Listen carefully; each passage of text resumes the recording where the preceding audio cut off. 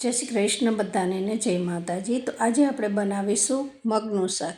મગનું શાક એવું બનાવીશું કે મગને આપણે પલાળી પણ કોઈ બાફીશું નહીં, કોઈ કુકરમાં સીટી નહીં બનાવી। અને આ મગનું શાક આપણે થોડું ખાટું બનાવીશું, દહીંવાળું, અને એમાં થોડી ફ્લેવર આપીશું મેથીની। તો ચાલો એકદમ સરસ હેલ્ધી ટેસ્ટી મગનું શાક બનાવી દઈએ। મગને આ રીતે રાતે તમારે પલાળી દેવાના છે। લગભગ આખી રાત બી તમારી જોડે ટાઈમ હોય તો પલાળીને મૂકી દેવાના, અને જો સાંજે બનાવવું હોય તો સવારે પલાળીને મૂકી દેવાના। તો મગનો દાણો આ રીતે સરસ ફૂલી જશે। જુઓ, એક આમ નખ મારતા જ દાણા બધા મગના છે એ તૂટી જાય છે। તો આ રીતે સારા મગ પલળી જવા હોય જોઈએ। પલળી ગયા પછી આ રીતે લગભગ એને 2 થી 3 પાણીએ નળ નીચે જાળીમાં ધોઈ નાખ્યા છે। હવે આપણે એમાં થોડું ડુંગળી, લસણ, ટામેટાં અને મરચાં થોડું કટ કરી દઈશું। અને આમાં આપણે તમારે આદુની ફ્લેવર આપવી હોય તો આદુ બી ઉમેરી શકો છો। તો 7-8 કળી લસણ, ડુંગળી આ રીતે બધું ફોલી અને તૈયાર કરી દીધું છે। ડુંગળીને આપણે ઝીણી ઝીણી સમારી દેવાની, ટામેટાં ડુંગળીને ઝીણી સમારી દેવાની। તમને અહીંયા પસંદ હોય તો તમે લસણની પેસ્ટ બી ઉમેરી શકો છો, અથવા આ રીતે થોડું સમારીને બી નાખી શકો છો। તો મેં આટલું બધું સરસ કટ કરીને રાખી દીધું છે। હવે આપણે થોડી અહીંયા મગના શાકમાં મેથીની ફ્લેવર આપવાની છે। તો મેથીને આ રીતે અગાઉથી પૂરિયામાંથી પાન કાઢી અને સાઈડમાં મૂકી દીધેલા હતા। હવે અહીંયા મેથીને આપણે ઝીણી ઝીણી સરસ સમારી દઈશું। સમારી અને પાણીથી ધોઈ નાખવાની છે। આ મગના શાકમાં મેથીની ફ્લેવર નાખશો તો ટેસ્ટ બહુ જ સરસ આવે છે। બીજી વસ્તુ કે આ મેથીને આપણે અહીંયા તેલમાં શેકીને ઉમેરીશું તો શાક બિલકુલ કડવું નહીં લાગે।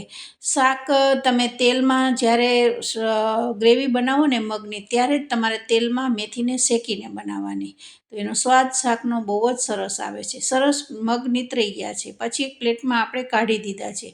હવે આ મગને આપણે કોઈ બાફવાની જરૂર નથી કે વરાળે કોઈ સીટી બોલાવવાની જરૂર નથી, સીધે સીધા પલાળેલા જ મગનું શાક આપણે બનાવવાનું છે। 2 ચમચી તેલ નાખી દીધું છે, અહીંયા રાઈ, હિંગ નાખી છે અને થોડું જીરું નાખી દીધું છે। સરસ તેલમાં બધું શેકાઈ ગયું ત્યાર પછી આ રીતે લસણ ઝીણી કળીઓ આપણે સમારીને રાખી છે એ ઉમેરી દીધી, 1 મરચું નાખેલું છે। બધી વસ્તુ સારી તેલમાં શેકાઈ જાય પછી આપણે અહીંયા ડુંગળી નાખીશું, સાથે ટામેટાં નહીં નાખીએ ફ્રેન્ડ્સ, નતર અહીંયા ડુંગળી કાચી રહી જાય છે। તો આપણે થોડી ડુંગળી એકદમ સરસ તેલમાં શેકાઈ જાય ત્યાર પછી આપણે મેથી અને ટામેટાંને ઉમેરવાના છે।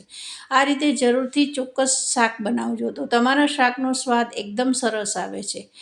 મગ સીધે સીધા પલળેલા જ બનાવી છે, તો એના મગના જે વિટામિન્સ છે એ બધા અહીંયા શાકમાં જળવાઈ રહેશે। હવે જુઓ, અહીંયા હું ટામેટાં નાખવાની કોશિશ નથી તમને બતાવીને કહેતી કે ટામેટાં હજુ આપણે પછી નાખવાના છે, પહેલાં મેં મેથી નાખી દીધી છે। ડુંગળીમાં મેથી સારી એકદમ તેલમાં શેકાઈ ગઈ ત્યાર પછી અહીંયા ટામેટાં ઉમેરેલા છે। ટામેટાં અને ડુંગળી જોડે નાખશો તો બિલકુલ અહીંયા ડુંગળી કાચી રહી જાય છે। હંમેશા મેં જેટલી શાકની રેસીપી બતાવી છે એમાં હું ટામેટાં લાસ્ટમાં જ નાખું છું। હવે આ બધી વસ્તુને ધીમી આંચે લગભગ 5 મિનિટ થવા દીધી હતી। ઉપર તમે જોઈ શકો છો કે તેલ ફૂટી રહ્યું છે। આ રીતે એકદમ સરસ મેથી શેકાઈ જાય ને એની સુગંધ આવશે તમે બનાવશો ને તો। સરસ મેથી તેલમાં શેકાઈ ગઈ છે, ડુંગળી ટામેટાં સરસ તેલમાં એકદમ ગળી ગયા છે। હવે આપણે અહીંયા રેગ્યુલર મસાલા બી કરી શકીએ છીએ। અને જુઓ, મેં તમને આદું બતાવેલું છે, આદું તમે છીણીને બી નાખી શકો છો, અથવા તમને આદું અહીંયા ખાંડીને પેસ્ટ બનાવતા હો ને તો એ રીતે બી નાખી શકો છો। ત્યાર પછી અહીંયા મસાલા રેગ્યુલર જે શાકના કરતા હોય એ જ કર્યા છે। 1 ચમચી લાલ મરચું, 1 ચમચી ધાણા જીરું, 5 ચમચી હળદર, સ્વાદ અનુસાર મીઠું નાખ્યું છે। હવે મસાલા ચડે એટલું આપણે થોડું પાણી ઉમેરીશું, અને ત્યાર પછી આપણે હવે દહીં લઈ લીધું છે। આ અમૂલનું દહીં છે, એને આપણે 1 ચમચીથી 2 ચમચી તમે ઉમેરી શકો છો। થોડી ગ્રેવીને આપણે ખાટી બનાવવાની છે, મગ સરસ અહીંયા ખાટા લાગશે, અને કોઈ આ શાકને બહુ રસાવાળું નહીં બનાવી। તમે સિમ્પલ તમારા બાળકો સ્કૂલે જતા હોય તો ડબ્બામાં બી આપી શકો છો, જેથી કરી અને છોકરાઓ છે એકદમ ચમચીથી બી આ મગને ખાઈ શકે છે। તો જુઓ, સરસ આપણી ખાટી ગ્રેવી બની ગઈ છે મેથી સાથે અને દહીં સાથે। હવે આવી ગ્રેવી થઈ જાય ને ત્યાર પછી આપણે હવે મગ ઉમેરી દેવાના છે। મગને કોઈ આપણે અહીંયા બાફેલા નથી, હું વિડીયોમાં 3-4 વાર બોલી છું, સિમ્પલ જ પલાળેલા જ સીધે સીધા મગ અહીંયા ઉમેરી દેવાના છે। તો એના વિટામિન્સ છે બહુ જ અંદર શાકમાં જળવાઈ રહેશે। ધીમી આંચે હવે શાકને આપણે થવા દેવાનું છે। મગ ઉમેર્યા પછી સરસ આપણે ગ્રેવી સાથે મિક્સ કરી દેવાનું છે। મિક્સ કરશો એટલો જ સ્વાદ અહીંયા સરસ આવે છે। હવે આપણે અહીંયા 2 વાટકી જેટલું પાણી નાખીશું, કારણ કે મગ આપણા બિલકુલ કાચા છે. બિલકુલ આપણે એને સીટી નથી બોલાવી કે નથી એને બોઇલ કરેલા, ઉકાળેલા. તો અહીંયા 2 વાટકી જેટલું તો પાણી જરૂરથી લાગશે જ. ધીમી આંચે લગભગ 5 થી 7 મિનિટ સુધી થવા દેવાનું છે.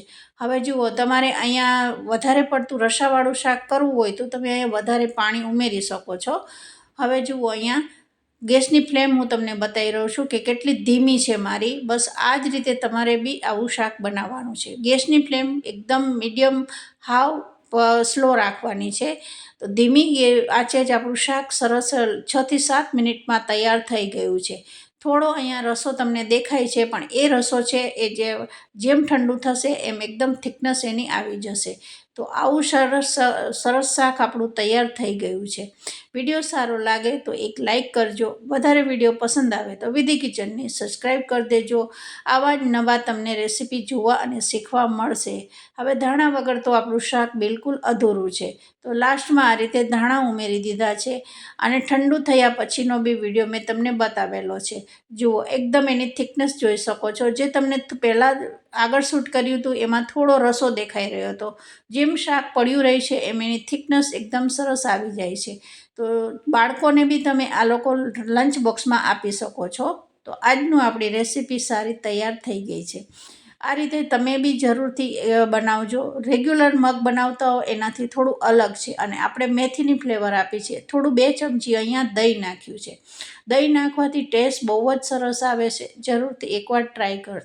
ઉનાળાની સિઝન આવી રહી છે. વધારે પડતું કેરીનો રસ અને શ્રીખંડ આપણે ઘરમાં લાવતા હોય છે. તો શ્રીખંડ અને કેરીના રસ સાથે આ શાક બહુ સરસ લાગે છે. તો બધાને જય શ્રી કૃષ્ણ.